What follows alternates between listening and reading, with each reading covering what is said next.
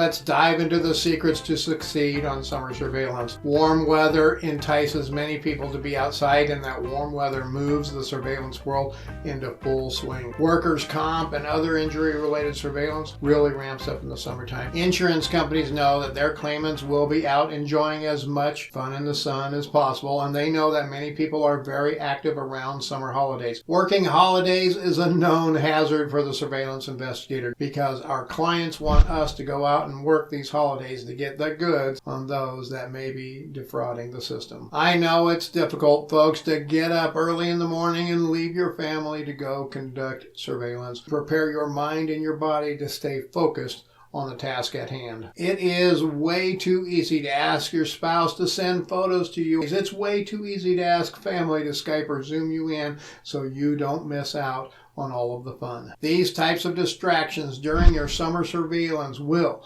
almost assuredly affect your focus and your quality of work. It just takes a few seconds of taking your eyes off the prize and you can miss the money shot, lose the client, or not see what happened altogether. As I often say, folks, keep your eyes on the prize at all times. Stay focused, stare at that front door, watch that vehicle, wait for your subject to leave the house, and keep your phone, your tablet, your laptop, and all other electronics stowed away where they can't be a distraction to you. This video is sponsored by OREP Insurance and Working PI Magazine. OREP is a leading provider of private investigator liability insurance.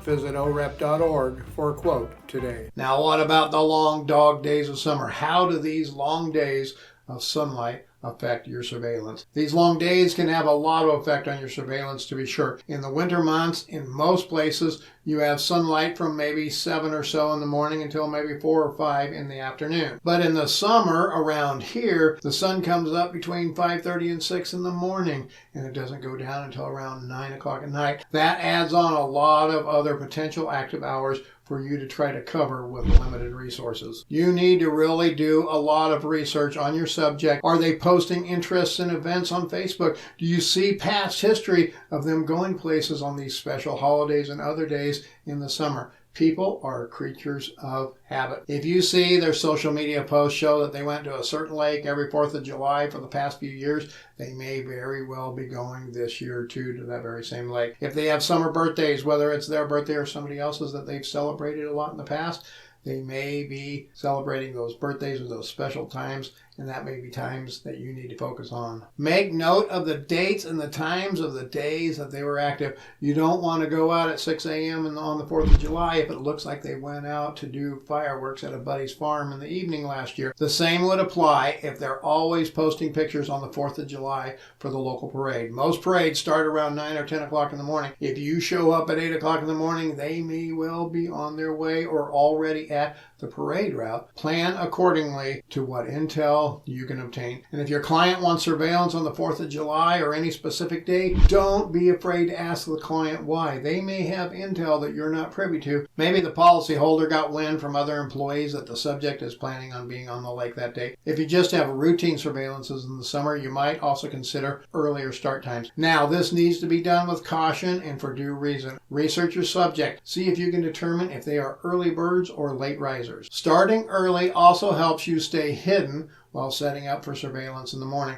Many times that sun comes up around 5:30 or 6 o'clock, so doing a quick drive-through of the neighborhood at that time draws attention to yourself, and setting up in your stationary position in the dark is a lot easier. My preference for summer surveillance morning setups is to be out about 5 o'clock in the morning or sooner. Setting up early also helps you beat the heat during those hot summer days. You can start at 5 a.m., 6 a.m., 7 a.m., or 8 a.m., and you can get off at 1, 2, 3, or 4 p.m. The later the start time, the longer you are sitting in your car during the hottest parts of the day. While that should not be the only determining factor as to when you start your case in the summer, it might play a role in you making that decision. Heat plays a huge role in summer surveillance too, not just how hot it gets in your car. That is something that we're going to discuss a great deal here in a bit. But how does the heat affect your subject? I have found on the hottest days of summer, much like the snowiest and the coldest days of winter, many times subjects will just hunker down and stay safe and comfy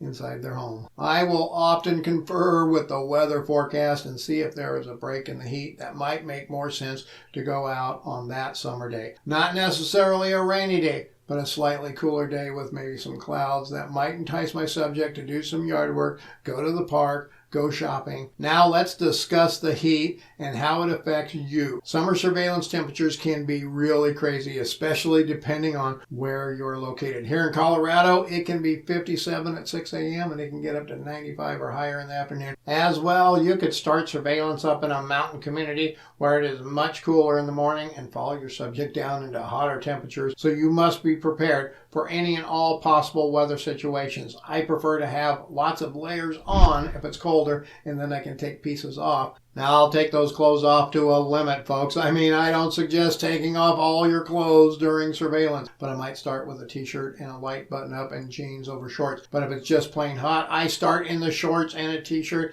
and I have jeans and a button-up handy. Conducting surveillance in the summer barefoot can really help you keep your cool too, folks. I know it sounds a little weird to some people. I hate being barefoot, but you gotta do what you gotta do, and if it means staying cool, the shoes come off for me. Make sure you have plenty of hot summer day stuff in your surveillance vehicle as well. I try to keep a blanket in case I go to the beach. A small cooler, even if it's empty, it makes a good guise. Some sunscreen is a necessity, and a hat or two along with sunglasses for those hot summer days. Now, keeping your cool in your car is a huge challenge to be sure. I keep plenty of water and some washcloths handy. It is amazing how quickly you can cool yourself down with just a couple of damp cloths and anything you can use to fan yourself. I have a 12-volt fan too. Now, you don't want devices like a fan plugged into your car and draining your car's battery. I use a 12-volt battery jumper box that has a 12-volt power lighter style plug on it, a couple of USB ports, and a built-in DC to AC converter to power everything. These units last a full day if you get a good one and if you use your power sparingly. I also have what is called a Swampy. The Swampy is a personal space cooler, much like a swamp cooler, that has water inside it, and it blows the cool air directly on my upper body. While it's not air conditioning, it is a real lifesaver on the really hot days. This type of device is great in drier climates, but not so good in more humid areas. The Swampy also needs ventilation to work properly, so you need to be able to keep a rear window open 3, 4, 5, 6 inches. Now, I use that 12-volt fan.